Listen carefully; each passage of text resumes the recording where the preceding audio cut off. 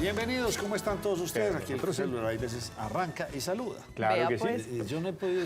Hay una señora ahí que me dice, ¿qué me estás diciendo? ¿En qué te ayudo? Qué cosa tan horrible.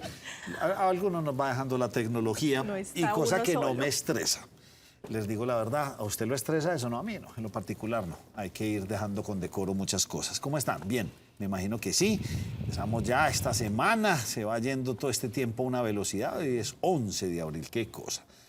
¿Cómo han estado ustedes? Bien, Nacho, gracias a Dios. El que no Buen veo orden. como muy bien es Autori, está como bravo. Ay, Nacho, ¿Por qué, Autori, hombre? no, Autori está bien. Ah. Autori está bien, pero Nacional no está jugando bien. Pero está no será regalando por puntos culpa, en pero casa. no será por culpa de Autori. Pues Nacho, se supone que el equipo es el reflejo del técnico. Y lo que refleja hoy ya. Atlético Nacional es un Es equipo... que a Autori no le está yendo bien. no le está yendo bien. Ah, bueno. Obviamente, Nacho, todo es un proceso. Pero Y hay que cuente, a ver, esperar. ¿qué pasó? Nacho, mire, Atlético Nacional perdió su segundo partido en la Liga, justamente el día de ayer, frente al Junior de Barranquilla. Un equipo que ¿Usted venía estuvo en ese acabado. partido? Claro que sí, Nacho, pero no asistimos ayer, estábamos en ese compromiso. Sí, eran mis malas sospechas cuando yo dije, esto no me huele bien que... Sí, que Alarcón Que vaya y Alarcón decía, vaya- no. Pero era con Nacional, usted Nacho, tiene la cábala ¿era con el usted Junior. o será José? ¿Quién? ¿Por qué? El ave de Malagüero. De pronto puedo ser yo cuando hago el anticipo y que... Sí, sí, cuando me la canta el equipo pierde, pero bueno, no me la Uy, cantó bueno. y perdió. Nacho, le apostó a los jóvenes, jugó con una base en la parte defensiva de sub-20, con Salazar por un lado, con Ocampo por el otro, a este muchacho nuevo Tatay Torres, que es del municipio de Itagüí. El equipo se vio algo confundido y Hernán Darío Gómez, que es el técnico del Junior de Barranquilla, con un planteamiento básico, un 4-1-4-1, como le gusta a él, lo complicó en lo absoluto. Los muchachos no dieron la talla en ese partido porque ante Patronato en Copa Libertadores salvaron la papeleta y la crítica se le vino al técnico porque el equipo no se vio bien. Ahora, el técnico se enojó con la pregunta que le hizo el colega... se me escapa, Luciano, uy, qué pena Luciano con usted, Luciano González, y esta fue la respuesta del técnico Pablo Autori, bastante molesto por la pregunta que le hizo el colega Luciano. Escuchémoslo. Esta é uma pergunta que uno hace para ser simpático e popular com a gente. Eu não estou aqui para tomar medidas populares para ser simpático. Eu sou um líder e eu não vou perder minha tranquilidade porque em los 48 anos que trabalho em futebol, jamais he perdido minha tranquilidade e minhas convicções. Hemos hablado do que ha passado, ok? No partido. Uno analisa como quer. Isto é o respeito que uno tem que ter pela opinião de outros. Depois, eu não falei acá que não ha passado nada. Quando eu utilizei este término acá? Dímelo. Quando? Mira, eu vou perder a tranquilidade porque por um resultado de um partido, homem, mira, vocês são, hacen perguntas e hacen aquilo que a gente quer escutar. Mira, a prensa tem uma responsabilidade enorme porque é um interveniente fundamental no processo do futebol e transcende ao futebol, à vida política, econômica, social, ok? Este tema de falar de, mira, porque isso não é análise, muchachos, porque vocês não têm condições de analisar de maneira profundizada, ok? Por quê? Nacho, mire, la crítica es básicamente porque el equipo no juega bien, pero ahora hay que reconocerle algo al técnico Pablo Autori. Cuando se le dice por qué no aparecen los jóvenes como Tatay Torres, entonces es algo negativo porque él los está trabajando para que jueguen a un alto nivel competitivo. Y cuando aparece resulta que también la responsabilidad de él. Hay algo que no comparto y es que cuestionó a Luciano sobre el no haber sido jugador ni entrenador para poder hacer una pregunta. Profe Autori, con el debido respeto, muchos de los que estamos en el medio de comunicación no jugamos profesionalmente el fútbol ni dirigimos profesionalmente. Eso no nos quita la potestad de poder opinar sobre lo que estamos viendo y el equipo de verdad no se ve bien. Bueno, vendrán días mejores para el Nacional. Vamos a sacar temas rápidamente. ¿Por qué hubo otra asamblea hoy, José? Vean, Nacho, porque en la asamblea del 21 de marzo de Nutresa, al final de la asamblea, uno de los puntos que quedó era que los miembros de Junta quedaban hasta el 31 de marzo de 2024, a lo que el señor Jaime Gilinski, contrario a la asamblea de Sura, donde pidió la palabra en la asamblea de Sura para hablar entre comillas y manifestar su respeto por Gonzalo Pérez, en la asamblea de Nutresa se pidió la palabra, pero bastante inconforme y dijo que iban a citar a una asamblea extraordinaria porque no estaba de acuerdo con que quedara la misma junta directiva. Citaron a una asamblea extraordinaria que se realizó en el día de hoy, asamblea extraordinaria, Nacho, que definió que prácticamente quedan los miembros de junta hasta el año 2024, donde Gilinski, con un poco más del 30% de Nutresa, tiene 2 representantes de junta, uno de ellos su hijo Gabriel Gilinski. Jaime Gilinski no está en la junta, y el GEA, como es denominado por algunos, queda con los otros 5 representantes en la junta de Nutresa. Bueno, vámonos con el panorama nacional. ¿En qué va la reforma a la salud? En que ya tiene una fecha para comenzar sus debates en la Comisión Séptima de la Cámara de Representantes. Mañana miércoles será presentado el proyecto por parte del presidente de la Comisión Séptima, Ahmed Escaf, y el jueves 13 de abril comenzarán los debates en esta comisión puntualmente de la Cámara de Representantes para hacer su trámite legislativo. Punto número 1. Punto número 2. A propósito de esa reforma que se va a presentar, hoy se conocieron las posturas nuevamente del partido de la U y del partido conservador. El partido de la U, en cabeza de su directora Dilian Francisca Toro, ha sido muy enfático en salir a decir que se presentaron, ojo al dato, 133 modificaciones a la ponencia que fue presentada en el Congreso de la República. De acatarse esas 133 modificaciones, la bancada del partido de la U apoyaría, votaría de manera positiva a ese proyecto de reforma. Pero sí y solo sí son acatadas esas 133 disposiciones y modificaciones presentadas. Lo propio sugirió el Partido Conservador, quien se unió a esa voz que está alzando el partido de la U y dice pues que se tengan en cuenta las modificaciones y las líneas guías que se habían propuesto en las reuniones de los diferentes partidos que se estaban haciendo con el gobierno nacional. Las modificaciones, de acuerdo con Dilian Francisca, incluyen, por ejemplo, articulación de un sistema de salud mixto, creación y definición de funciones y remuneración de las gestoras de salud y vida, garantizar la libre elección de los usuarios, es decir, el tema de las EPS sigue siendo el factor fundamental y álgido que se está hablando, redes integradas e integrales de servicios y los fondos que no sean cuenta de la burocracia. Estas fueron las palabras de Efraín Cepeda, presidente del Partido Conservador, a propósito de esa presentación de la ponencia de la reforma de salud. Bueno, don José, le toca a usted el turno. Aquí. No, veamos el video, veamos la postura, por favor. Aquí no estamos adicionando temas nuevos.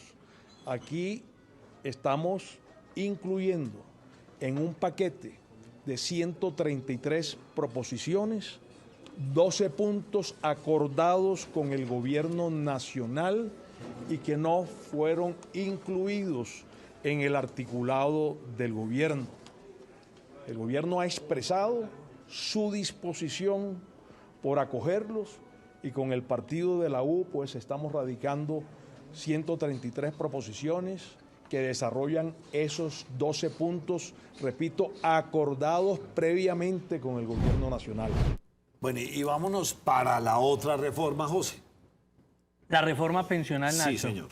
Sí, mire, Nacho, nada menos el Partido Centro Democrático hoy presentó un comunicado donde deja unos puntos claros y específicos que ellos tienen con el tema de la reforma pensional, porque manifiestan que, según la propuesta del gobierno del presidente Gustavo Petro, ellos que buscan básicamente, buscan que los fondos de pensiones dejen de recaudar 18 billones de pesos. Estos 18 billones de pesos que dejarían de recaudar, como lo manifiestan en el comunicado del presidente, los fondos de pensiones se irían para el presupuesto general de la nación. Y el gobierno nacional, según la propuesta, habría 2 billones de pesos que destina al adulto mayor que se dejarían de recaudar, además, pues que dejaría de gastar. Entonces sería un ahorro, entre comillas, de 20 billones. Pero en el proyecto de reforma pensional van a destinar 9 billones de pesos a los adultos mayores. Lo que quiere decir, en otras palabras, que el presupuesto general de la nación a futuro tendrá 11 billones de pesos más. Sostienen ellos que eso es bueno, pero que de todas maneras el que no recauden los fondos de pensiones, esos 18 billones de pesos de la propuesta, llevaría a que en el futuro se presente un faltante que necesitaría de nuevo llenar el gobierno nacional. Sostienen en el Centro Democrático que esto lo hacen basados en estudios de FEDesarrollo, ANIF, Universidad de los Andes, y Asofondos. Entonces, lo que entre comillas es una buena propuesta, la postre termina siendo una mala propuesta, según el CD. Hay algo que me parece muy simpático en el comunicado del Centro Democrático que no lo vi, y es que esos 18 billones de pesos que dejan de recaudar los fondos alimentan en gran medida muchos sectores de la economía. Si no van a alimentar esos sectores de la economía, ¿cómo van a hacer estos sectores para seguir flotando como están hasta ahora? Y estoy hablando de cantidad de compañías, de papeles del Estado, de cantidad de inversiones que hacen los fondos privados, que si dejan de recaudar esos fondos, no las van a hacer, Nacho, a futuro. Ay, ay, ay. O sea, pues, eso llevaría, entre comillas, a un colapso grande de la economía en un corto plazo. No necesita hacer uno PhD en economía para concluirlo. Y lo malo es que desde el gobierno no se están dando cuenta de eso. Sí. Porque parece que no. Es una reforma más ideológica que de fondo. Sí. Así es. ¿Qué pasó con el plan de desarrollo y los micos? Mira, Nacho, hay un artículo que había sido denunciado por uno de los senadores de apellido Luna, que ya le voy a dar el dato, David Luna. Había denunciado hacía una semana aproximadamente que había un ICO en ese plan de desarrollo que se está debatiendo en el Congreso de la República. Y es que de acuerdo con el congresista, ese artículo le daría facultades a la Comisión de Regulación de Comunicaciones para solicitarle a las aplicaciones de mensajería tipo WhatsApp, Telegram y otras acceder a información personal, vulnerando y violentando la privacidad de los usuarios en Colombia, más de 42 millones de personas que serían los usuarios de este tipo de comunicaciones. A raíz de eso, pues mientras estaba siendo debatido, hoy confirmó la representante de la Cámara, Saray Roballo, que ese proyecto, o que ese artículo, mejor, puntualmente, tal y como estaba, había sido eliminado. Abro comillas, eliminamos el artículo 125 del Plan Nacional de Desarrollo. Así se mantiene la seguridad de la información de los usuarios de las plataformas como WhatsApp y Telegram. Mantenemos la tranquilidad en la reserva de nuestra información. Resulta que a raíz de esa primera denuncia que había hecho el senador David Luna, pues se le había preguntado al Gobierno Nacional y puntualmente a la Comisión de Regulación de Comunicaciones qué clase de información es la que podían solicitar a esas compañías cuando se aprobara ese articulado y cuando se aprobara el plan de desarrollo. Ellos fueron muy enfáticos en decir que es una información más cuantitativa, es decir, cuántos números o cuántos mensajes se están enviando, cuántas llamadas o videollamadas se realizan, cómo se maneja la aplicación, y eso era más con fines comerciales que cualquier otro fin. Sin embargo, estaba el temor que se pudiera vulnerar la privacidad de los usuarios y por eso debatido y caído ese articulado. Complejo. ¿Cuáles son entonces, para rematar el panorama nacional, doctor José Gil, Gustavo Petro y sus contradicciones, entre comillas? Sí, Nacho, las contradicciones, porque el presidente Gustavo Petro, en un evento que realizó hoy con la policía, reforzó la teoría de la presencia del Estado en todo el territorio nacional. Y uno sostiene, sí, eso debe ser. Lo que pasa es que hay quienes afirman que esa presencia de las autoridades del Ejército y la policía, aunque es presencia entre comillas, no tiene mucho poder de ejecución. Sostenía el presidente en el evento que la presencia se va a dar y que es la forma de lograr la paz total, así como se está haciendo ya en el norte y el nordeste de Antioquia. Veamos lo que dice el presidente. La experiencia del norte y el nordeste de Antioquia, en donde hoy se mantienen 12.000 hombres y mujeres de la fuerza pública, tanto de las fuerzas militares como de la policía, es la demostración, y de ello aprenderemos, que se puede controlar el territorio por parte del Estado. Y que si el Estado no controla el territorio, no hay paz. Háblese lo que se hable o no se hable, el Estado debe controlar el territorio. Y por tanto, lo mismo que hemos ya hecho y se mantendrá en el norte y en el nordeste de Antioquia, ahora pasará a otros territorios que algunas personas creen vedados para el Estado. José, es que cuando uno es candidato es muy fácil, cuando uno está en oposición también. Critique, hable. Sí. Ya estando allá y sabiendo que esa es su gran responsabilidad, la del Estado colombiano, pues me parece lógico que cambie su discurso y lo adecúe ya más al de un mandatario. y está muy acertado lo que dice. El Estado tiene que estar en todas las regiones del país. Así haya atacado a la policía, al ejército, haya dicho lo que haya dicho en campaña en la oposición. En este momento ya está hablando como mandatario. Sí, Nacho, pero esas palabras deben estar acompañadas de actos, de hechos. Deben estar acompañadas. Si usted dice una cosa, pero no la hace, entonces es contradictorio. Pero es primera vez, sí, es contradictorio entre comillas, digo yo, y defendiendo aquí al presidente Petro, hoy me toca hacer eso, veo que al menos ya empezó con una retórica diferente a la que venía. Entonces habrá que esperar que ahora ya su retórica la convierta en hechos contundentes. Vean, A Nacho, mí no me parece vean. tan diferente, Nacho. Le voy a decir por qué. Porque cuando él fue oposición y cuando estuvo haciendo campaña siempre se reclamó lo mismo, presencia del Estado. Incluso cuando se hablaba de las masacres del gobierno de Iván Duque, ¿dónde está el Estado? Lo que pasa es que de pronto también satanizamos la visión del presidente por su pasado, que es más que obvio, pero si él lo dijo en campaña, que Colombia es un país que carece de presencia del Estado, lo más justo es que lo rectifique siendo presidente. Sí, me gusta lo que usted dice, pero él hablaba mucho de la carencia del Estado en lo social, en los servicios públicos básicos, en fin, todo esto.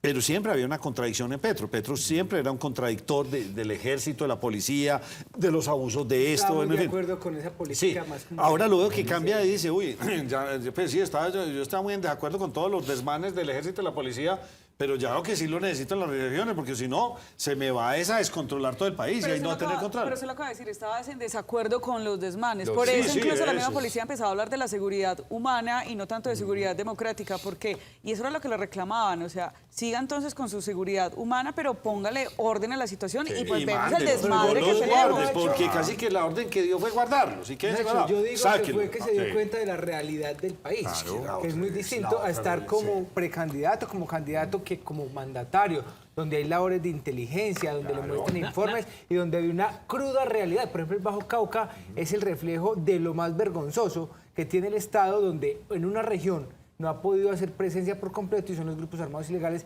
quienes mandan. Miren, Nacho, bien particular, cómo cambia ahí de pronto el discurso del presidente y diría yo a raíz de lo que ha ido pasando en el Bajo Cauca. Vean, Nacho, ojalá usted, Duber, María Andrea tengan razón. Pero yo soy de los que pienso que el Pesimista. presidente Gustavo... Sí, soy pesimista, Más soy pesimista. Y por una razón. O sea, ¿usted no le Porque- quiere dar una oportunidad? No, sí se la quiero dar, pero no le creo. La realidad...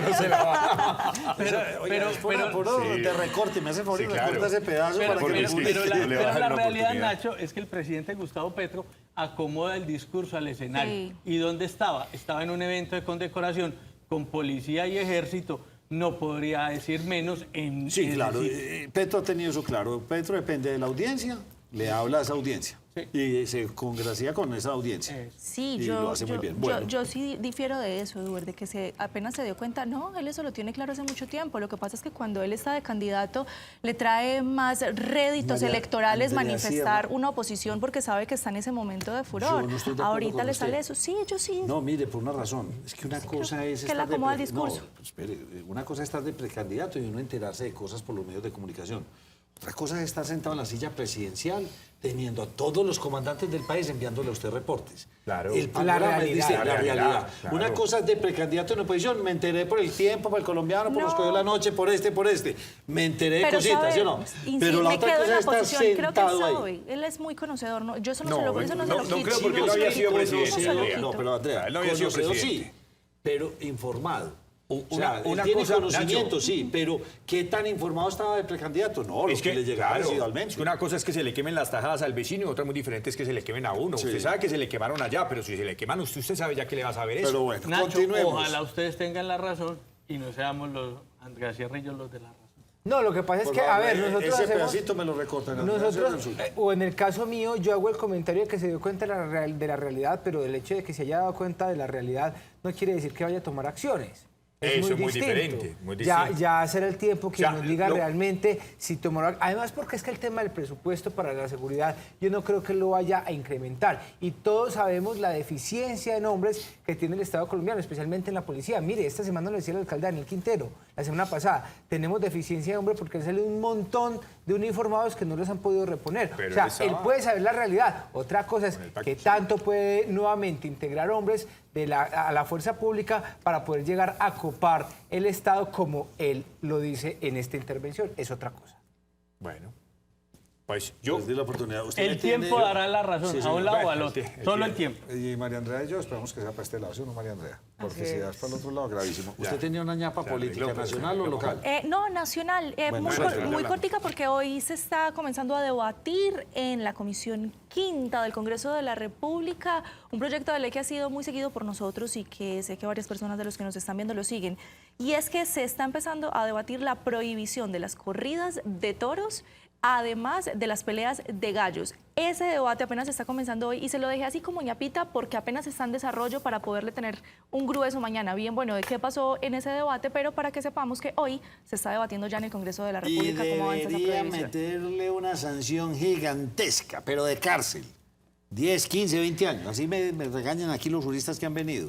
¿Qué? A los que promueven las peleas de perros. Claro. Que cada Sí, vez son sí, más. total, Nacho. Impresionante. Me he enterado de unas cosas que uno dice, no se la cree, esos pitbull y otras razas que son Pero muy es que ellos no agresivas. son los culpables, No Nacho, o sea. tiene, y gente que paga por ir a ver eso. Vergonzoso, tristeza. vergonzoso. A mí todo lo que Y sea. castigo para no solamente el que los entrena, el que los procesa, el que está metido en ese mundo, sino el que vaya pues El que también los a ve, Obvio, sí. que lo para ve, todo, que para todo. patrocina, claro. Bueno, vámonos ya para lo local. Ayer tuvimos al candidato, precandidato, como le gusta a don José Gil que yo diga, el señor Rodolfo Correa, quien nos contó que ya había recogido mucho más de 100.000 firmas. Y 120 aquí ya hablamos 100.000. muchos temas en el día de ayer, pero creo que hubo uno que levantó ampollas. Este programa lo ven bastante. Entonces, ¿a quién le levantaron ampollas que es apellido López, no precisamente Nacho? No, señor. Se trata del concejal Sebastián López, quien es precandidato a la alcaldía de Medellín y que está buscando el aval por el Partido Centro Democrático. Pues ayer José Gil y varios acá le preguntábamos acerca pues, de algunos comentarios que había suscitado en algún momento la visita de este concejal acá a la mesa de Nos Cogió la Noche. Y recordará la audiencia que ayer el señor Correa decía que Sebastián López era una persona o le parecía chiquito y mentiroso, y cito al señor Correa. Pues quisimos consultarle al señor concejal Sebastián López qué advertía acerca de esa afirmación y qué tenía para decirle, porque pues, le pusimos en contexto acerca de que el señor Correa... Poner en contexto, el trino muy temprano. Muy temprano, pero igual ¿Lo tiene pues... ahí o no? El, Trino. el trino de El ese- trino. Ah, oh, yo, lo De tengo, López. yo lo tengo aquí a la mano. Vamos, aquí está, mire. Lo que dice en la entrevista es básicamente lo que dice el Sebastián López, Trina, muy temprano. Negaron a Cristo 3 veces esta Semana Santa. No van a negar a Quintero hasta la muerte. El precandidato quinterista Rodolfo Correa tiene más tentáculos con Quintero que un pulpo, sin engañar a Medellín otra vez, pues. Pues está bastante dolido. ¿Y qué le dijo? Porque Escuchemos ya lo que se le dijo. volvió la estrategia. Entonces, tírelos para un lado y tírelos para el otro. Veamos qué dice. Uno puede hacer política con el que le dé la gana. Lo que uno no puede hacer es engañar a la gente y negar todos los vasos políticos que conducen a Daniel Quintero y Rodolfo Correa. Rodolfo Correa está completamente articulado al quinterismo en Medellín. Y si él es enredador o no, pues recuerden la campaña hace 4 años, cuando era la persona precandidato que atacaba supremamente agresivo a Aníbal Gaviria, y el 1 de enero, el primer día de gobierno de Aníbal Gaviria, resultó siendo secretario de despacho de Aníbal Gaviria. Entonces eso ya lo conocemos de él. Entonces, si quiere que se pare al lado mío a Rodolfo Correa. Pues parece ser que todos son quinteristas. Aquí el único pero- será el señor López, que no es quinterista, pero todos son quinteristas. Sí. Todos. Nacho, pero sabe, más allá de eso, en realidad, ¿qué hay? Tenemos una cantidad de tenemos un gran número de candidatos que son muy invisibles, poco conocidos. Y este tipo de enfrentamientos Les les, da ayuda. visibilidad y les reconocimiento. ayuda a los dos. Es más, Nacho, Tanto a Rodolfo y como a ayer, Sebastián. mire, ayer adivina a quién chiflaron en el estadio. A otro precandidato. Albert Jordán. Albert Jordano Corredor. No voy a decir que fueron los mismos que silbaron a Daniel Quintero, pero sí había un gran número de Estaban hinchas palco. de Atlético Nacional que lo vieron en palco y lo chiflaron, insultaron y bueno. le Me dieron todo tipo de continúo con improperios. 2, qué pena con ustedes, tenemos 2 invitados Tranquilo. hoy, entonces tengo que Solo lo acelerar digo. un poco. Le pidieron la renuncia a la secretaria de Salud. de Medellín, la señora Milena Lopera. ¿Por qué? Mire, pues eso fue lo que le quisimos Ah, la preguntar recién nombrada. hace 5 meses apenas. Recordemos que la señora Milena Lopera se había desempeñado primero como la subsecretaria de Salud y trabajó muy de la mano con la exsecretaria Andrea Uribe durante el periodo de pandemia. Cuando renunció, pues ella asumió la Secretaría de Salud de Medellín. Incluso, pues en su primer momento fue objeto de críticas pues digamos por el tema de que ella representaba la autoridad en salud y representaba también a su vez, digamos, como este tema de cómo una secretaria, pues, digamos, iba a tener una figura, digamos, de obesidad o que tenía una enfermedad, iba a ser la secretaria de salud y el alcalde Daniel Quintero, pues, salió a defenderla. Hoy el alcalde Daniel Quintero dijo que le había pedido la renuncia, pero que obedecía netamente a temas de cambio en su gabinete. La señora Milena Lopera, pues, le dijo también al periódico El Colombiano más temprano que realmente para ella obedecía que le pidieran la renuncia era por razones de que desconfiaban de ella. ¿Y esto por qué, Nacho? Porque cuando André Uribe renunció a la Secretaría de Salud, pero a la vez también se separó del Partido Político Independientes, pues la señora André Uribe había recomendado a Milena Lopera para que asumiera el cargo de secretaria de Salud. Lo que dice la señora Lopera es que al parecer el alcalde Daniel Quintero pues ya no confiaba en ella, pero también hay un tema de un contrato, y es que la señora Milena Lopera, exsecretaria ahora de Salud, pues había adjudicado un contrato para ampliar la unidad de salud de Santa Cruz, y el alcalde de Medellín le pidió que, ¿cómo se podrá decir? Bueno, que devolviera ese contrato. Que retrocediera. Retrocediera el contrato para poder recuperar esos recursos. La señora secretaria de Salud averiguó con sus asesores jurídicos y los asesores le dijeron, le recomendamos que no haga eso, usted no puede echar para atrás este contrato, además porque son temas de salud y es un recurso que ya estaba destinado precisamente para ampliar esta unidad de salud. Esto fue lo que dijo el alcalde de Medellín, Daniel Quintero, quien argumentó que pegue la renuncia obedecía a cambios naturales de su gobierno para que a Medellín le vaya bien. No, eso es falso, totalmente. Obviamente nosotros estamos haciendo cambios, el alcalde elegido por los ciudadanos soy yo, y yo voy tomando pues decisiones y haciendo cambios en función de lo que creo que es lo mejor para que la ciudad le vaya bien, y a la ciudad le está yendo bien. Es los cambios típicos y tradicionales que ocurren dentro del gabinete. Muy bien, y por otro lado, pues pide una renuncia y por otro lado hay otra renuncia. Le acepta la renuncia al exsecretario de Participación Ciudadana. Recuerden también la audiencia que el año pasado, a inicios más o menos entre febrero y marzo, empezó una seguidilla de renuncias de secretarios para poder apoyar al entonces candidato Gustavo Petro, que se lanzaba a la presidencia. Pues en esta ocasión parece que va a suceder lo mismo, y es que el señor Juan Guillermo Berrío renunció a esta secretaría para unirse a la campaña de Juan Carlos Upegui, quien es el candidato por el Partido Independientes. Él es el señor Berrío, quien hacía parte del gobierno de Daniel Quintero, tiene, digamos, un muy buen reconocimiento con las comunidades, precisamente por la cartera que ostentaba el secretario de Participación Ciudadana, y lo que se quiere es que él pues empiece a construir con las diferentes comunas cuáles son las necesidades y a partir de ahí empezar a escribir ese próximo plan de gobierno que propondría el señor Juan Carlos Upegui. Yo creo, Nacho, que no va a ser la primera renuncia que vamos a escuchar de los funcionarios que se van a unir a Juan Carlos Upegui, sino que la próxima semana pueden venir más. María Andrea lo mencionaba, se está repitiendo la historia de la campaña presidencial. Sí, porque recuerden que en la campaña presidencial renunciaron 8 secretarios, 8. En ese momento faltan muy pocos meses realmente para que se acabe este gobierno, falta mucho por desarrollar y pues no se sabe qué tan conveniente es que en los últimos meses pues asuman nuevos funcionarios pues estas carteras. Pero eso siempre pasa, siempre pasa. Claro, eso siempre pasa, pero no está bien visto. Sí, claro.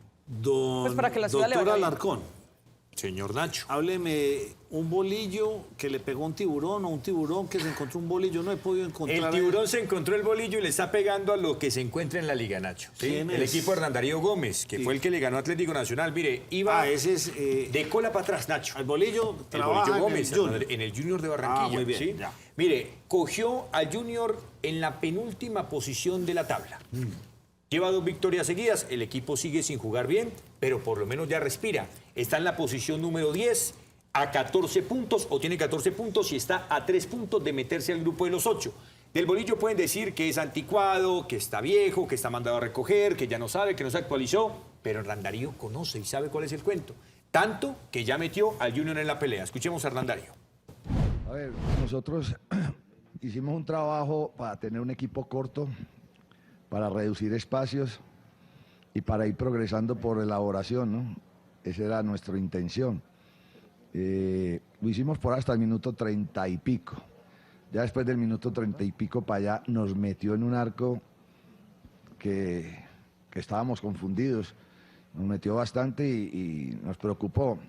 De todas maneras, nosotros teníamos unos cambios más o menos pensados y lo hacemos donde metemos jugadores de mejor pie, donde sumamos más gente en ataque, donde emparejamos el partido un poco y me parece que es un resultado bueno para nosotros porque son 3 puntos que necesitábamos, estamos cogidos. Otra suya, la del rojo. ¿Qué le pasó al rojo? ¿Que está negado 3 veces o qué? Sí, Nacho, le preguntaron al presidente del Deportivo Independiente Medellín, el doctor David Osa, cuál va a ser el futuro de David González, que juega esta semana contra el Deportivo Cali. ¿Por qué el futuro, Nacho? Porque se le escapó la victoria el fin de semana ante Millonarios y se le escapó la victoria en Copa Libertadores. Y el presidente dijo, tranquilos, el famoso espaldarazo, que le llaman el espaldarazo de Judas, Nacho. Porque normalmente cuando la Junta Directiva sale a decir que un espaldarazo, a los 8 o 15 días termina saliendo el técnico. Sin embargo, confirmaron a David González o ratificaron a David González como técnico del Deportivo Independiente de Medellín. Es decir, continúa. Escuchemos al presidente. Primero, la continuidad del técnico. Si va, si no va, si le falta un partido, si le faltan 2, si le faltan 3. Que el médico no sirve, que el preparador físico tampoco sirve, que hay problemas internos, que el camerino está dividido.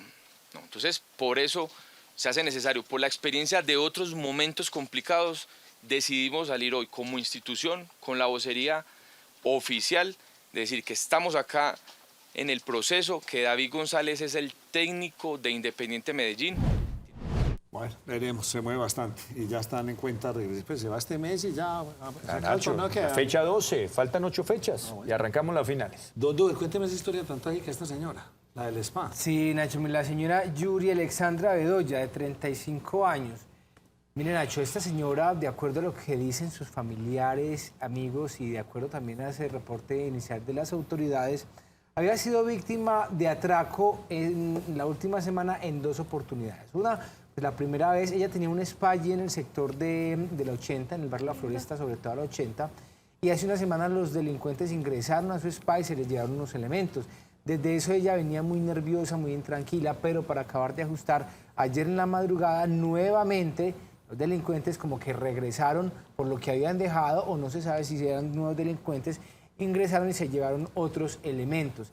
Ese día la mujer ayer estaba muy nerviosa, estuvo allí en el spa, entró a eso de las 2 de la tarde al baño, pues sus empleadas al notar que ella no salía, tocaron la puerta, no abría, la abrieron a la fuerza y encontraron que desafortunadamente pues la encontraron en el piso, llamaron a una ambulancia, llamaron también allí pues las autoridades, determinaron que se encontraba ya sin vida.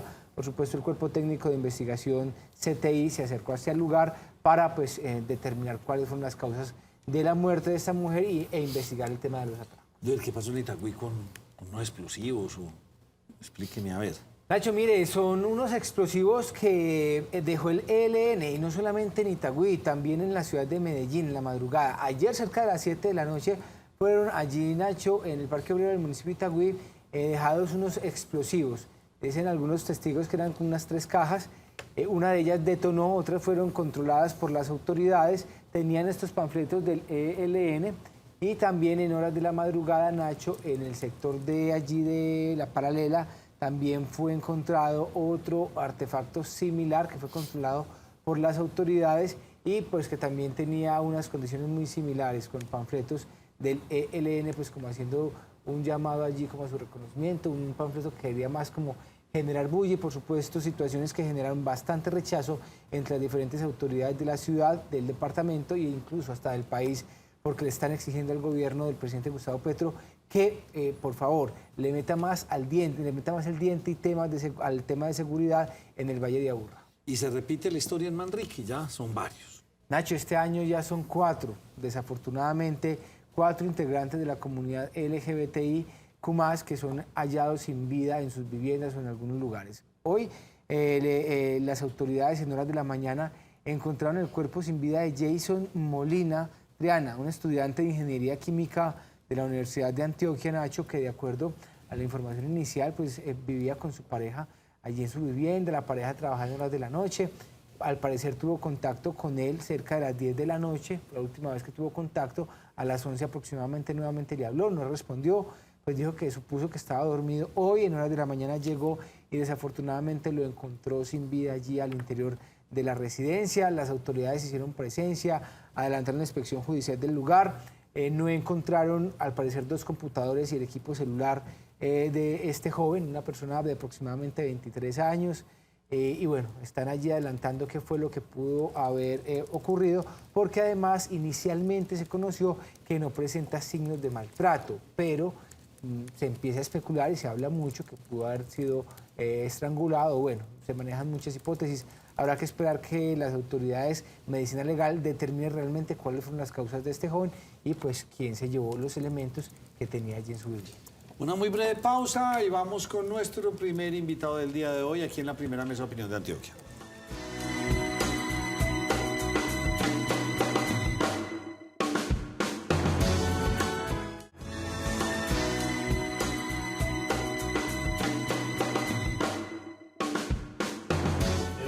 Bueno, continuamos aquí en la primera mesa de opinión de Antioquia.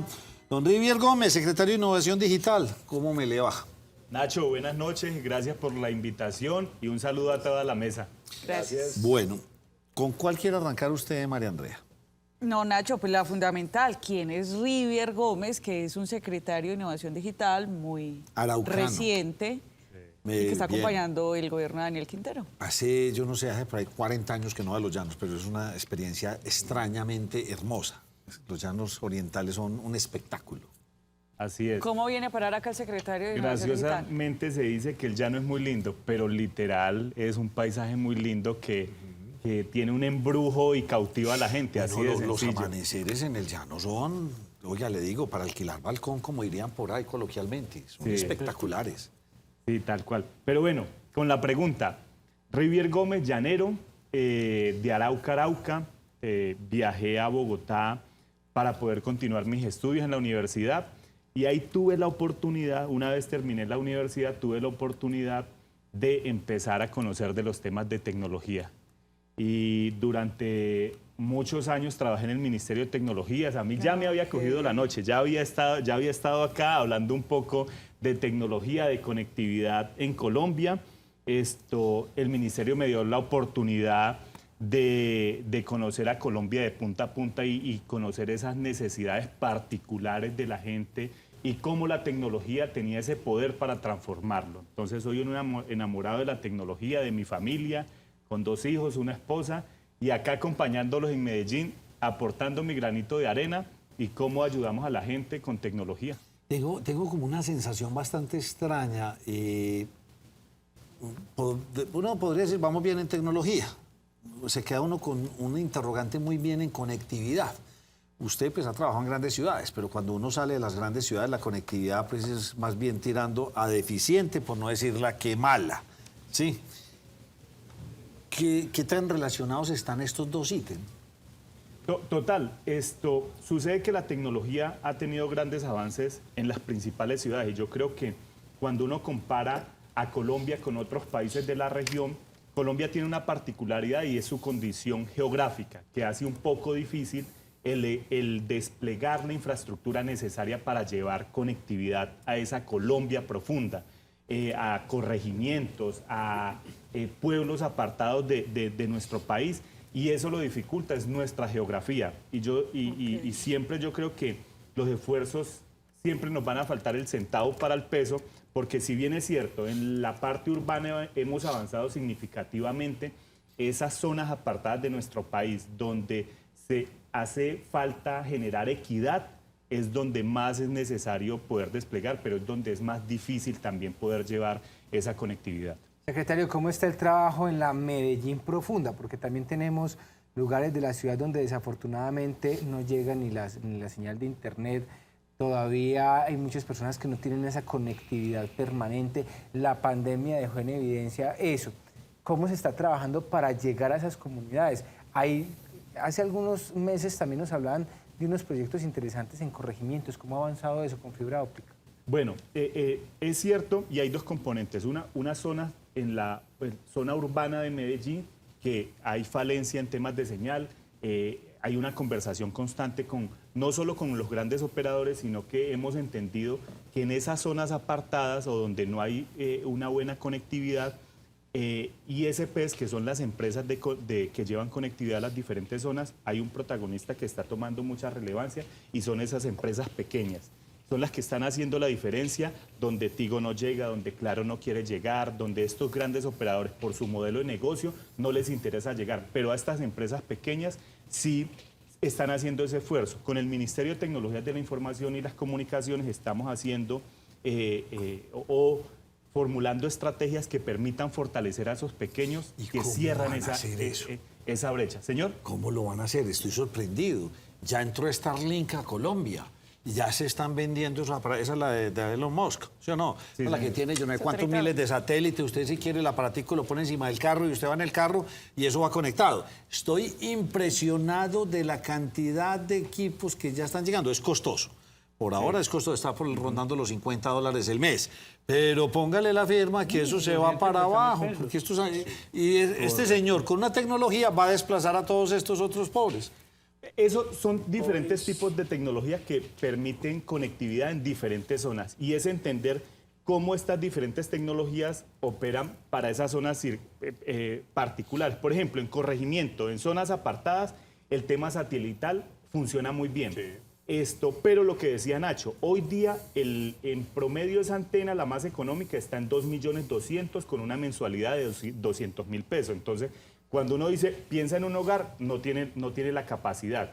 Pero son para esas zonas, por ejemplo, corregimiento funciona muy bien, satélite porque es muy difícil llevar el cable, llevar la conectividad con una infraestructura. Lo mismo que pasaba con la televisión hace unos 10 años. Tal cual. Había que tener la antena, usted ya sabe qué marca. Tal cual. Y yo hace un par de meses tuve una discusión y es que se planteaba que en Colombia tenía que existir fibra óptica para todas las zonas, todos los rincones, pero volvíamos y mirábamos el territorio, la geografía, y era imposible. Yo les decía, mire, la discusión no tiene que ser esa, la discusión tiene que ser es preferiblemente tener una conectividad buena o más o menos buena a no tener nada, porque si pensamos en llevar el cable a todos los rincones, quizás nunca lo vamos a lograr, pero salen alternativas como conectividad a través de satélites, otros tipos de conectividad que no llevan el cable y no es la misma calidad de conectividad, pero que sí hacen una diferencia en una proporción más o menos buena, pero están conectados. Y no concentrarnos simplemente en que la única forma de conectar los territorios es con fibra óptica. A mí hay algo que me impacta mucho, entonces salen todos, pusimos wifi gratis en el parque del pueblo. Vaya, conéctese. Y conectan 20 o 30, o si llega un fin de semana de llena, yo no sé para nada, lo mismo le pasa a usted en un aeropuerto. Claro. Usted llega al aeropuerto y eso no es nefasto. O sea, es un tema que nos falta es manguera, pues como dirían por ahí, o sea, una manguera de este tamaño para que vaya mucha señal y para que se pueda. Colombia todavía está mal en ese sentido. No, hay mucha como oportunidades de mejora, mucho por avanzar. El gobierno anterior en Colombia dejó el 64% de los hogares conectados. La gran meta que tiene el nuevo gobierno a nivel nacional es conectar el 80% de los hogares en Colombia. Entre más se sube ese porcentaje es más complicado. Pero Nacho, ahí es un poco recogiendo lo que acabo de decir, es, vea, lo perfecto es enemigo de lo bueno, ¿sí? Y no soñemos, bueno, es bueno soñar, pero seamos realistas de pensar que Colombia la única forma de conectarla no es llevando el cable, es cómo identificamos nuevas alternativas para poder conectar bien, pero que se conecte, que la gente tenga la oportunidad, el acceso mínimo y no esperar 50 años a que el cable llegue. Que el cable llegue. Entonces esa era la discusión que generaba. Es mejor avanzar con otro tipo de tecnologías a concentrarnos que si no es cable, entonces no nos conectemos. Cuando se logra, José Gil, decodificar el video, que es lo que más gastan esas mangueras, recuerden, este canal, por ejemplo, estuvo en un satélite y muchos canales estaban todos vía satélite. Costaba un infierno de dinero pues estar montando con estos links y todas estas cosas en satélite. Y la tecnología fue avanzando hasta que logró decodificar el video y llevarlo a un peso menor. Sí. Me sorprendió porque tuve unas llamadas hace como 15 días aquí en la empresa con satélites completamente inactivos y desocupados, casi que los están regalando. Venga, úseme cualquier, eso se llama creo que transponder, esos son como unos espejitos que tiene el satélite, donde desde aquí le mandan unas señales y ese espejito vuelve y la devuelve para la Tierra. Hablando así pues muy cotidiana, muy coloquialmente. Ya hay un montón de desocupados. Pero se viene este señor y monta eso arriba, y va a llenar esto. ¿Será que es como contraproducente? Por un lado, la televisión vuelve al cable, claro, porque usted por esos cables de internet, no sé cómo es que se llaman. Pues fibra óptica y por estos especiales, bueno, por ahí ya es más fácil mandarla y es más económico que subir al satélite. Entonces, por un lado, la cosa se devuelve. Por el otro lado, hay que mirar para arriba, porque es que el costo de cablear este país y lo que estamos necesitando son las subregiones. Así es, o sea, conectar esa Colombia profunda donde definitivamente han pasado los años y todavía continúa desconectada. Secretario, ¿qué ha pasado con los ciberataques? ¿Usted sabe, por ejemplo, de algo, de lo que ocurrió con EPM? El 123. El 123, o sea, ¿qué ha pasado con eso en la ciudad de Medellín y eso de dónde está proveniendo y por qué?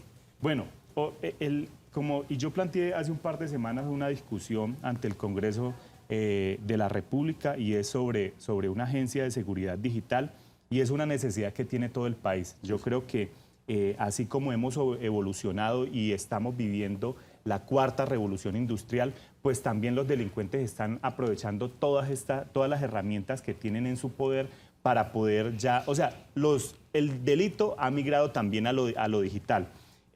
Frente al tema del 123, es un tema que aún continúa en investigación.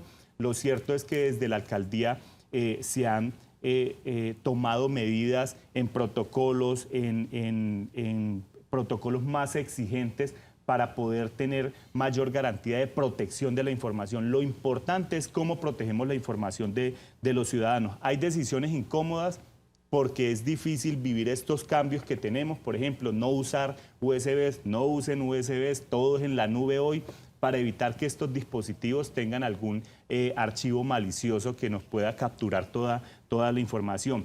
Hoy día somos más conscientes, yo creo que equivocadamente a los seres humanos nos pasa que tenemos que vivir la tragedia para poder ser más conscientes. Hoy trabajamos más articuladamente, hoy estamos compartiendo información entre las diferentes entidades de la alcaldía que nos permita anticiparnos a ataques de los diferentes delincuentes. Y no son solo delincuentes en Colombia, son delincuentes que están ubicados en cualquier parte del mundo y son redes internacionales que tienen esto como un gran negocio.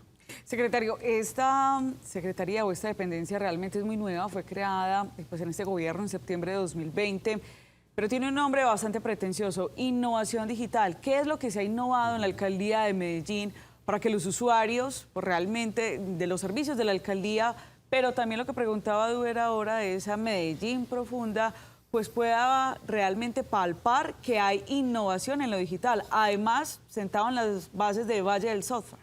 Así es. Esta secretaría nace y nace de entender que la tecnología no solo estaba pensada desde el cable, desde internet en la entidad, desde los servicios tradicionales que sostienen la operación de una entidad. Y equivocadamente, y eso ha venido cambiando, las organizaciones solo pensaban en la tecnología en este tipo de elementos. Y la Secretaría de Innovación Digital le da ese foco estratégico, ese otro componente estratégico que es lo que nos permite sacar el mayor provecho de la tecnología. Y cómo hemos abordado ese rol estratégico desde la tecnología, yo lo resumo como en tres componentes fundamentales, como para no alargarnos en punto a punto. Uno, cómo desde las entidades automatizamos los diferentes procesos y que sea la tecnología la que permita desarrollar los diferentes trámites o operaciones administrativas que hoy la hace un ser humano y que puede tomar 1, 2, 3 y hasta 2 semanas para hacer un trámite administrativo. Hoy, dentro de la administración, se han automatizado más de 86 procesos que nos han permitido tener ahorros cerca de los 2.000 millones de pesos, 2.000 millones de pesos que han ido a inversión de proyectos sociales. Lo segundo es la digitalización de trámites y servicios de cara a la ciudadanía. Y eso tiene dos poderes fundamentales. El primero es que acerca al ciudadano a la administración y le permite tener al ciudadano una relación cercana con la administración desde la comodidad de su oficina, desde su casa, desde el celular, desde el computador, sin tenerse que trasladar hasta la sede administrativa de la alcaldía. Y de ese componente, el segundo factor poderoso es que permite tener mayor transparencia y que los ciudadanos participen de la administración, sean los veedores directos, pero con elementos, con información que tienen acceso gracias a la tecnología. Y el tercero, y no menos importante, y es cómo resolvemos problemas de ciudad. Entonces, prevenir embarazo en adolescentes, desnutrición en los niños, movilidad en la ciudad, manejo de los residuos sólidos, la misma conectividad, y es cómo nos anticipamos a esa serie de problemas con tecnología, con datos, para no trabajar el problema, sino sobre la causa. Y eso yo creo que nos evita muchos dolores de cabeza. Y eso lo estamos haciendo con tecnología, con datos, y esos datos nos permiten tomar decisiones acertadas. Secretario, yo quisiera que aterrizáramos un poquito dos de esos componentes de los que usted acaba de hablar. Los primeros, ¿qué procesos son los que se han creado para acercar a la ciudadanía? ¿Qué les queda más fácil hacer Ejemplos ya? de procesos. ¿Cuáles son esos procesos que tienen para hacer? Y el segundo, ¿cómo prevenir el embarazo adolescente a través de la digitalización o de la virtualidad? ¿Cómo resolver esas preguntas? Aterricémoslo un poquito con esos ejemplos. Bueno, en trámites y servicios es trámites, por ejemplo, hace un mes lanzamos desde los servicios que ofrece Catastro, muchos de los certificados que son requeridos por la ciudadanía, que tenían que ir el ciudadano hasta la alcaldía para poder solicitar certificados de paz y salvo, certificados de previos de inmuebles, de lotes, pagos de impuestos, que se pueden hacer hoy desde la casa. Alrededor hemos digitalizado en servicios cerca de 200 trámites y servicios que son del día a día del ciudadano. A veces, por ejemplo, el certificado del curso para que no le descuenten un porcentaje en los comparendos que uno le hace. Ese certificado ya se puede descargar desde el portal de la alcaldía. En ese sentido. Y sobre el tema de prevenir los embarazos en los adolescentes es con información que tenemos desde los diferentes sistemas de información, desde Buen Comienzo, desde la Secretaría de Salud, podemos identificar, y de los sistemas de información que nos permiten caracterizar la asistencia a las escuelas públicas, problemas intrafamiliares que de pronto son reportados a la Secretaría de Seguridad, e información de la misma comunidad que en las diferentes atenciones que tiene la alcaldía desde las diferentes secretarías, eso nos permite tener unos indicadores que generan una alerta y decirnos, mire, en X colegio, institución pública, ahí se está generando una deserción, y poder identificar qué colegio, qué familia y qué problemáticas está viviendo el entorno de ese adolescente que puede estar involucrada o llevarla a que no esté siendo acompañada por los padres, y que el Estado tiene que cubrir ese acompañamiento para evitar que suceda un embarazo. Desnutrición. Con información de Buen Comienzo, nosotros identificamos a qué personas, a qué familias se les está brindando acompañamiento y se les está entregando los diferentes subsidios. Eso nos permite saber qué tanta atención tienen, si tenemos que continuar en esa familia o tenemos que priorizar otra familia, y poder los recursos sean como que localizados donde hay mayor problemática. Y eso nos permite como que no dejar que avance tanto el problema, sino abordar más la causa, y nos permite reducir la inversión, porque no curamos el problema, sino que estamos previamente a esas situaciones. Secretario, ¿cómo están funcionando los centros del Valle del Solfar? Y también, ¿qué es lo que se está ofreciendo desde allí? El alcalde mencionaba mucho que pues Medellín va a ser esa meca de la innovación, pero para eso también se necesitan ingenieros e ingenieras. ¿Cómo está ese tema realmente de oferta de carreras y cómo funcionan los valles del Solfar? ¿Cuáles están funcionando? Bueno, en los centros en los que llevamos a la fecha, llevamos 12 a la fecha inaugurados. Sí. Esto tiene una dinámica bien particular, y en otras experiencias de otros proyectos ya había vivido este tipo de estrategia, y es que esto es la estructura, la infraestructura y la capacidad la pone el sector público. Pero es muy importante que la comunidad se apropie de estos centros, les saque el mayor provecho, entienda que estos centros se convierten en ese laboratorio donde jóvenes, emprendedores, empresas de base tecnológica, la misma sociedad tengan un punto de encuentro para poder resolver conjuntamente esas diferentes problemáticas. ¿Para qué sirven estos centros? Uno, para convertirse en un punto de encuentro. Dos, que encuentren la tecnología necesaria para poder hacer pruebas o pruebas para tecnologías en temas particulares, pero la dinámica de estos centros la hace la misma comunidad y las empresas que puedan ir allá.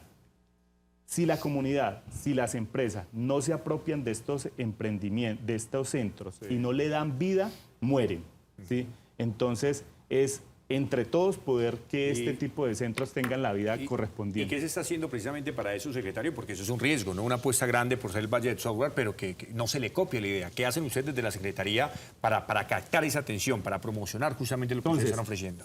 Vincular a instituciones educativas, tanto colegios como universidades, que lleven a sus estudiantes a experimentar con tecnología en estos centros, sumar a juntas de acción comunal y a la comunidad en general para que lleve sus problemas, pero también juntar a empresas de tecnología, emprendimientos o empresas ya maduras que lleven su tecnología para que estos estudiantes jueguen con esta tecnología a resolver problemas de ciudad. Entonces, son 3 actores fundamentales. Sí. Sin esos 3 actores, el centro no tiene vida.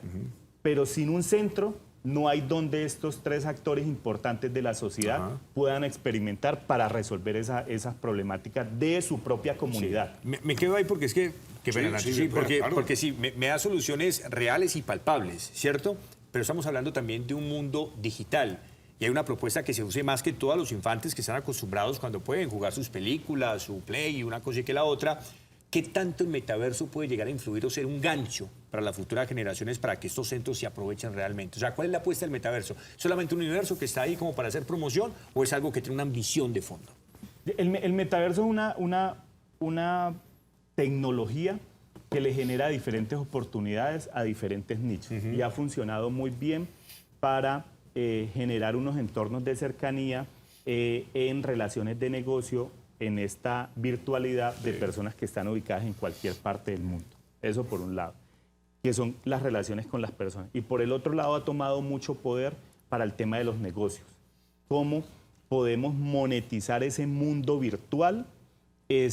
Sacarle provecho, porque antes era, oiga, yo compro y vendo en línea, pero me subo a una página, pero hoy hay un mundo virtual donde la gente está interactuando, ¿sí? Y quienes más se han visto beneficiados en esto son las entidades o las instituciones educativas que han tenido una visión de cómo llevamos las aulas a lo virtual y generamos un mundo donde la gente se pueda comportar de una forma igual o diferente a lo que se comportan en el mundo real. Y eso genera la oportunidad a las instituciones educativas de mostrar un formato totalmente diferente de cómo enseñarle a estos estudiantes. Y el segundo modelo que han sacado mucho provecho es cómo sacamos plata de esto, cómo hacemos negocio en el metaverso, cómo, por ejemplo, el sector inmobiliario ha encontrado un gran potencial de monetizar este metaverso y es vender finca raíz que esté ubicada en cualquier parte del mundo y que cualquier persona pueda entrar a un mundo o a un entorno de metaverso y poderlas conocer o sentir que conoce directamente las características de lo que está comprando. ¿Cuál es su meta en esta administración? O sea, porque ya están en cuenta regresiva. Desafortunadamente en un año es muy poco y sobre todo venir y conocer la idiosincrasia, la cultura, cómo se mueve todo esto. ¿Cuál es su meta? ¿Qué quiere hacer usted aquí a diciembre? Siendo realista y no quedarme en lo romántico, tengo como propósito 3 proyectos fundamentales. 1, trabajar en la conectividad. De eso se vienen noticias en muy poco y me gustaría estar más adelante y conversar un poco sobre el tema de conectividad, llegar a esos hogares que hoy no están conectados y llegar con diferentes alternativas de tecnología para conectar parte o en la medida de lo posible hasta donde se pueda los corregimientos de Medellín. Y ahí puede ser una muy buena alternativa la tecnología satelital, Starlink u otros que puedan ayudarnos a cerrar la brecha. Entonces, el primero es tecnología. El segundo es cómo continuamos en ese proceso de digitalizar trámites y servicios. En realidad, cómo hacemos para que la administración pública sea más accesible a los ciudadanos, que los ciudadanos no tengan que tomar 2 transportes, dedicar toda una mañana para venir simplemente por un certificado, y es hacer un gobierno inteligente. Y entonces, pero más allá de que el gobierno inteligente, el título chévere es digitalicemos muchos más trámites, es que la administración tiene que estar totalmente digitalizada para que esté el acceso a todos los ciudadanos. Y tercero, poder desarrollar un modelo de gobernanza de datos en Medellín que nos permita brindarle tranquilidad a los ciudadanos del manejo de sus datos, pero que entendamos que como tomadores de decisiones, si tenemos datos y los analizamos correctamente, podemos priorizar inversión y tomar decisiones efectivas. Son esos 3 temas: conectividad, trámites y servicios y los datos. Y al interior de la administración, ¿cómo están ustedes en seguridad? ¿Ciberseguridad? Sí, ciberseguridad. Sí, ciberseguridad siempre se ha venido haciendo un trabajo constante y un esfuerzo significativo. Después de lo que ha ocurrido el último año, frente a eso, se incrementaron los recursos para poder tener la tecnología necesaria, para poder tener el talento necesario. Pero Nacho, algo que sí es cierto y es que en temas de ciberseguridad y con muchos otros temas, eso es una carrera constante. Entre las instituciones intentando bloquear los delitos o estas... Esos corren más que nosotros. Grupos, y ellos corriendo y siempre, desafortunadamente, siempre tienen la delantera. Paso Entonces adelante. esto es una carrera constante que no tiene fin. Que los recursos son suficientes, que lo que estamos haciendo es suficiente, nunca será suficiente. No. Pero lo importante es ser consciente de la importancia de este tema. Es que yo siento que hoy, y a nivel nacional, y lo puedo decir tranquilamente, pues pasó en el Congreso, sacaron del Plan Nacional de Desarrollo la creación de una agencia que iba a dedicar recursos específicos para temas de ciberseguridad y que cuidaban la seguridad nacional del país, y esa misma agencia iba a estar concentrada única y exclusivamente en pensar cómo proteger al país de delitos cibernéticos. Oiga, lo quiero volver a invitar para que esté aquí hablándonos de tecnología. Me pasó un caso lo más de curioso, José. La tecnología es buena, pero hay unos que la aplican como mal. Ejemplo, el éxito le dio ya por recortar su tiempo de parqueo. Entonces ya no es de 1 hora ni 2 horas, sino 15 minutos. 15 minutos. ¿Sí? A los 15 minutos ¿Dónde? usted tiene Del que Poblado. irse con el tiquetico que compré. Mínimo y vaya, 20.000 pesos, sí, Nacho. mínimo 20.000 Mínimo pesos. para una hora. Sí, pero yo 100.000 no, dos. listo, está bien. Bueno, me tocó el fin de Hay semana. mucho abusivo que se está... Sí, hay mucho abusivo que está parqueándose, utilizando estos recursos. Está muy bien, no difiero. Pero hablando con usted, se me ocurría, yo decía, hombre, bueno, ¿por qué uno no llegar a la caja si ya todo es tan inteligente? Ya usted entra en estos comerciales y usted no tiene ni que pagar ni nada. Usted tiene el Flypass y esa cosa, salió, pum, se levantó y ya, se lo descontaron. Y yo me preguntaba, hombre, bueno, me demoré más de 15 minutos, estuve en la caja, ¿yo por qué desde la caja no dejó hecha la vuelta?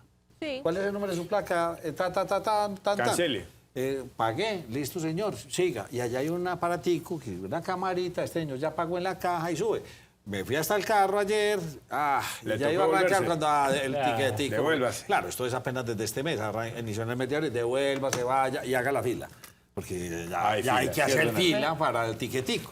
Pero La Nacho, tecnología en está poco inventada, tiempo- un llamado de atención a los señores de este almacén, pero pero es que ¿sabe por qué entendiendo creo lo que que es, ustedes están Nacho? haciendo, me queda clarísimo. Mucho conchudo probando parqueadero. Sí, es cierto. Eso es cierto. Pero tengo entendido que son 2 entidades diferentes. El que presta el servicio de parqueadero es como una concepción. No importa, pero yo le exijo a la concesión, o me presta el servicio así, o no. no. no, Bueno, no, Vayan es a cierto. uno de los valles del software. Ah, sí, Entonces, eso. allá les pueden y- ayudar con esa problemática. Y Nacho, y yo creo que las empresas, si algunas estaban preocupadas porque no se habían montado en la ola de la tecnología, ahora, con lo que está pasando con inteligencia artificial, sí se tienen que preocupar. El mundo, los expertos y los gurús de tecnología dicen que lo que está ocurriendo en temas de tecnología no había ocurrido hace como más de 50 años. La inteligencia, lo que está ocurriendo con inteligencia artificial va a partir la historia de la humanidad en temas de tecnología. Y en temas de empleo, ahí, secretario, ¿cómo queda Medellín también? Excelente pregunta, porque no es solo con el tema de la inteligencia artificial, donde siempre se ha hablado de la amenaza de la máquina generación reemplazar al hombre. o el tema laboral o los empleos en el mundo. Esta discusión viene en Colombia como desde el 2010, cuando empezamos a hablar de tecnología, pero ahora preocupa más.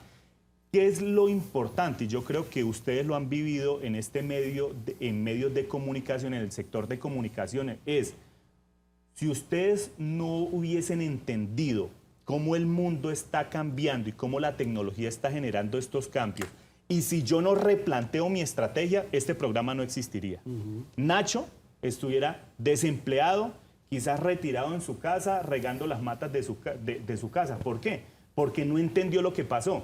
El problema no es la tecnología, el problema es cómo nosotros como sociedad, como seres humanos, afrontamos estos cambios tecnológicos, y hay que también replantear nuestra estrategia personal, replantear las capacidades que nosotros tenemos. No se trata de eliminar esas fuentes de empleo, sino que definitivamente lo que sucede es que se replantean las capacidades que se requieren en el mundo, son totalmente diferentes. Y Nacho, yo sé que usted no es muy viejo, pero hoy día usted sigue estudiando, sí, claro, porque entiende que si no sigue desarrollando, y muchos de los que estamos acá en la mesa, si no seguimos estudiando, desaparecemos. Tampoco somos viejos. Pues miren, empleos hemos tenido y empleos han desaparecido. Ascensoristas, correcto. ¿Cuántas ve usted? Ya no. Muchos, ya ninguno. El ascensor es un ejemplo de la vida real. Mire, la tecnología eliminó el ascensorista. Sí, claro.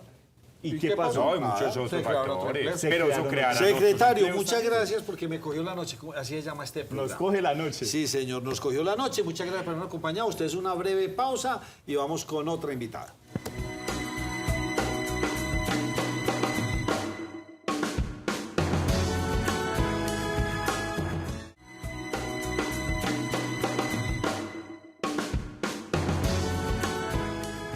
Esta sección es patrocinada por el Raspa y Listo de la Lotería de Medellín.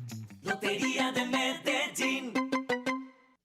Hace algún tiempo conocí a un señor, recuerdo su nombre, Don Iván, hablamos mucho, muy querido, y me decía que era boyacense. Yo, no, la verdad, como que nunca había tenido la oportunidad de hablar con un boyacense. Uno sabe que existen y uno está, pero no, los paisas vivimos como en otro planeta. Qué señor tan querido, y me decía, así somos. Creo que en Boyacá hay unas represas muy chéveres. Y hoy nos viene un invitado. Y dicen que unos municipios muy bonitos. Muy lindos, y uno como que no disfruta este país por estar pensando nada más en ir a Coveñas, no, teniendo otros destinos bien bonitos.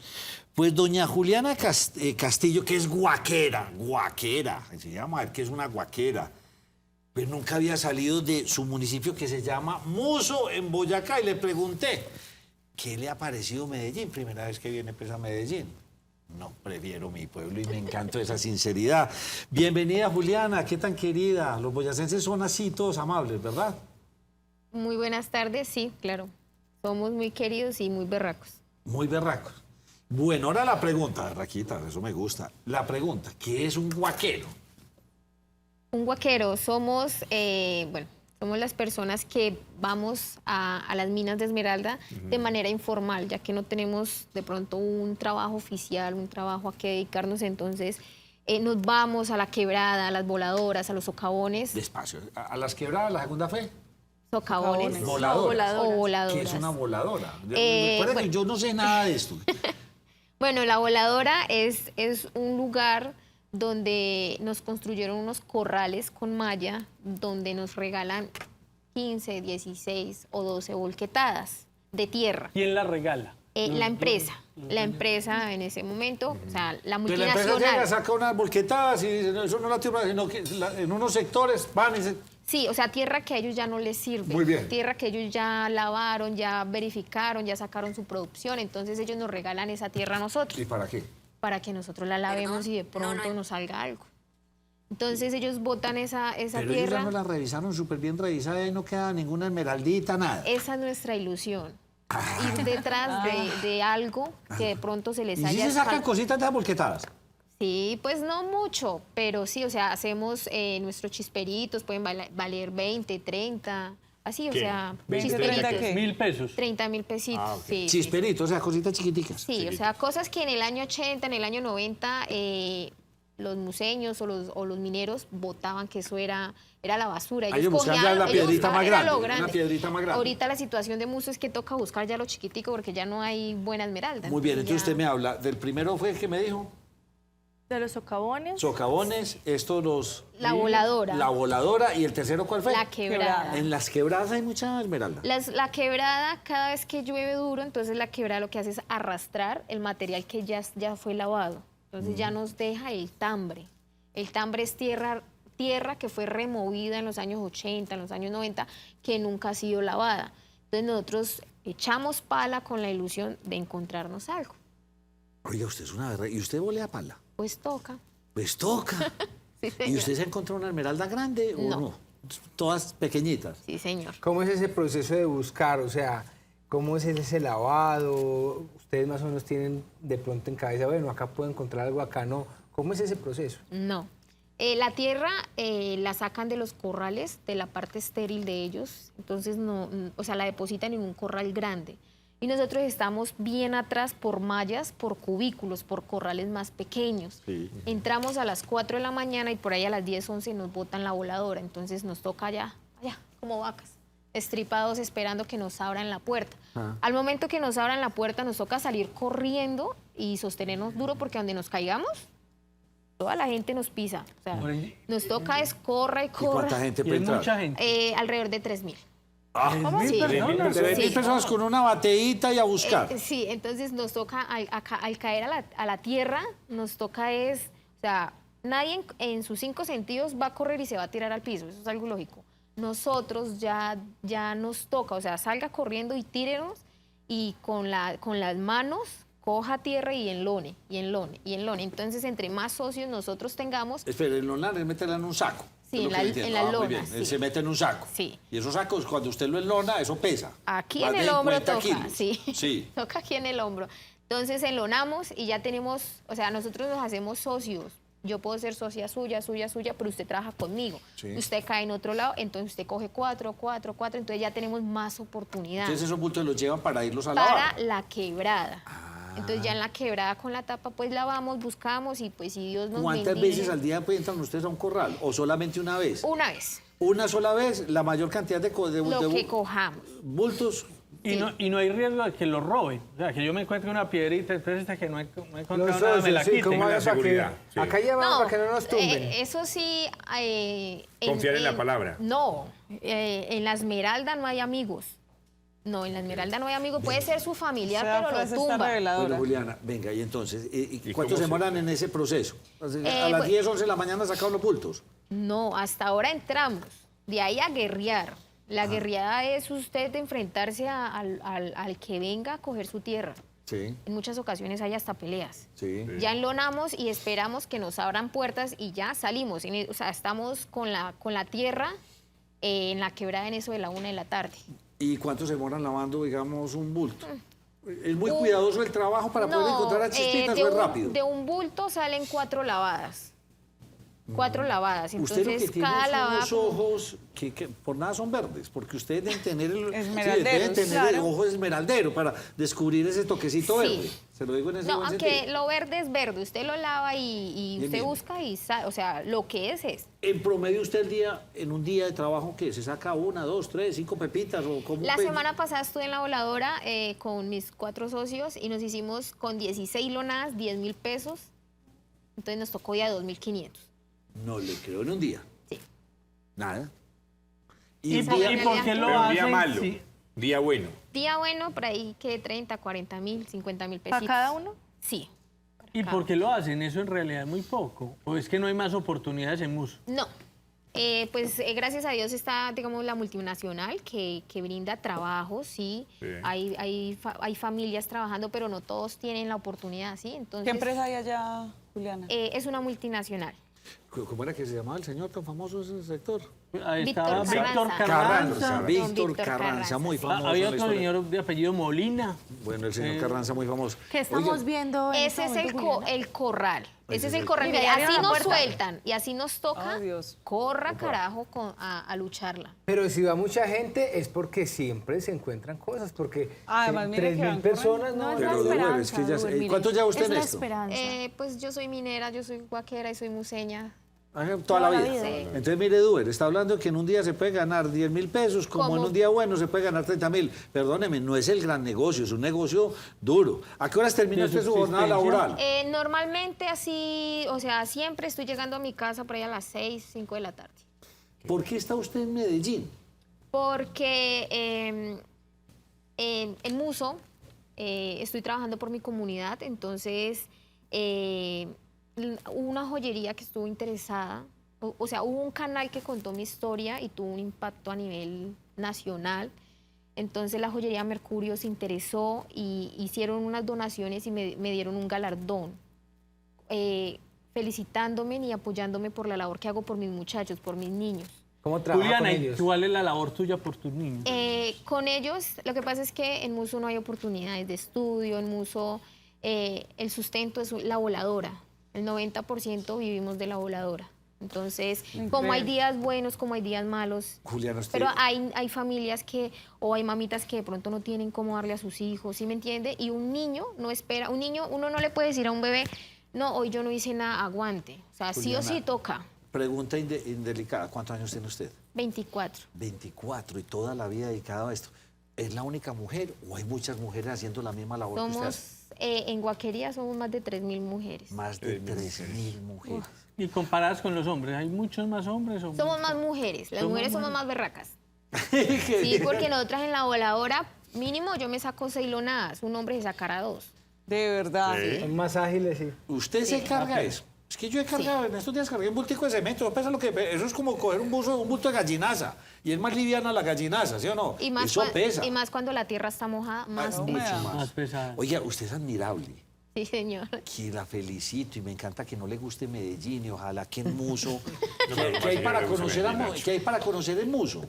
Si yo fuera de paseo allá, ¿qué voy a ver? A ver, en Muso. Vaya, métase a una de saquémosle estas. provecho a las carreteras. Está en mal estado, entonces una cuatrimoto. De una vez el tour. Saquémosle provecho, o sea, no miremos lo Ya me negativo. pegó donde me gustan las cuatrimotos. No miremos lo negativo, saquémosle provecho a lo negativo. El cerro de Paz Dios ve todo, conocer la comunidad. ¿El pueblo es bonito o no es bonito? Hay unos pueblos boyacenses muy lindos. Para mí es hermoso. Ok. Para mí sí es hermoso. ¿La han atendido bien en Medellín? Sí, Sí. como una reina. Juliana, la violencia que en el pasado se vivió en esa zona todavía persiste. ¿O No, es una zona en paz? no, gracias a Dios tenemos la paz. Le Tenemos una paz deseo- que es tremenda. La verdad, usted puede estar en Muso y usted puede dormir con la puerta de su casa abierta y no le pasa nada. Le deseo que algún día encuentre una cosa así bien grande, que eso me imagino que va a valer mucha plata, una piedrota. Pero eso Me da necesariamente un no vale infarto. por el Le da un tamaño. infarto, porque Sí. una Oye, por piedra favor. grande vale. Y eso todavía lo sacan, ¿sí o no? Sacan piedras grandes. Sí.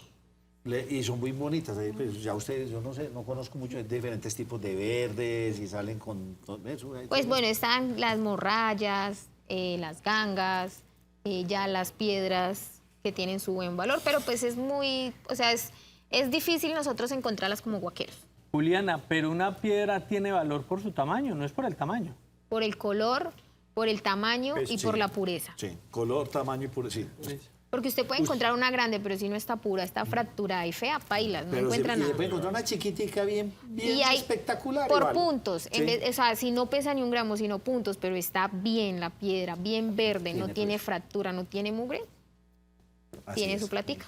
Ella es Juliana Castillo, guaquera de Muso, Boyacá. La queríamos traer, sentirnos colombianos. La felicito. Ojalá que esa misión, ese video que hizo usted y esto que estamos haciendo en el programa, que coja su gestión y la lleve a otro extremo y en verdad que esa guaquería valga la pena. Muchas gracias. Muchas gracias, Dios los bendiga. ¿Comió arepita? No.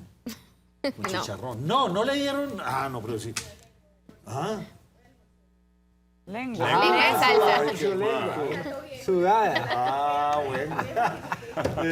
Porque nunca había venido por acá. No. Ah, Oiga, Ella, ella es tenemos ingeniera. que, contemos, ella es Ingeniera. docente. contemos para que Pero nos rápido, escuchen. señor, me cogió la Tenemos noche. ¿Usted es que- Es ingeniera? docente. Sí, señor. ¿Ingeniera de qué? Ingeniera industrial, Qué bien. ¿En dónde estudió? con la Uni San José. Muy bien. Señor. Ingeniera. Y quiere ayudar a todas estas mujeres. Se graduó a distancia.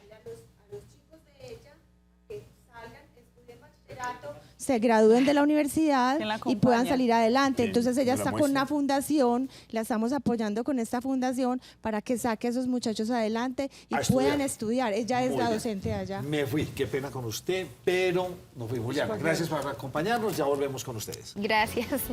Chao.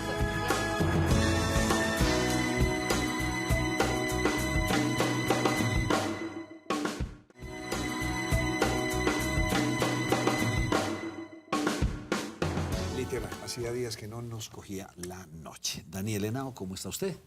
Buenas noches, Nacho, a todos los televidentes, ¿cómo están? Indemnización sustitutiva y devolución de saldos. ¿Qué es eso? Efectivamente, Sabemos bien que en Colombia logran pensionarse las personas que además de tener la edad pensional tengan 1.150 semanas en un fondo privado o 1.300 semanas en Colpensiones. La pregunta es, ¿qué sucede con quienes no alcanzan esta cifra de semanas? Actualmente, nuestro sistema legal contempla dos soluciones. En un fondo privado, la devolución de saldos; en Colpensiones, la indemnización sustitutiva. ¿Por qué cobra relevancia actualmente este tema? Con la reforma pensional se prevé eliminar estas alternativas, es decir, que las personas que no alcanzan a pensionarse no puedan retirar su dinero o sus semanas, sino que a cambio de ellas reciban alguna prestación que el gobierno defina o que defina el Congreso a través de la ley. Entonces, es un llamado muy importante en esta ocasión a los pensionados del magisterio, a los pensionados de las fuerzas militares, de algunas entidades públicas o de regímenes especiales y o exceptuados, o en general a quienes ya cumplieron la edad pensional y tienen unas semanas por allá cotizadas en un fondo privado o en Colpensiones y no las han querido reclamar o por desidia o porque están muy ocupados o por pereza de contactar a un abogado.